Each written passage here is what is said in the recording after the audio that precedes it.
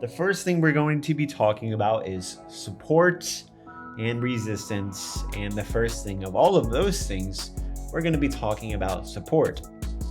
Support is an area or a level where the asset, the price, the candlesticks, whatever you want to call it, I'm always going to call it the price action or the price, find support.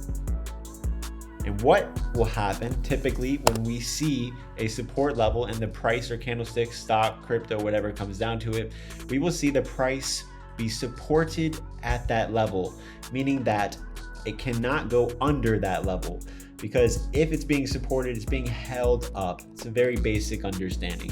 So when the price comes to a particular level, it will usually typically hold, consolidate, and then bounce, or it will just straight up bounce immediately.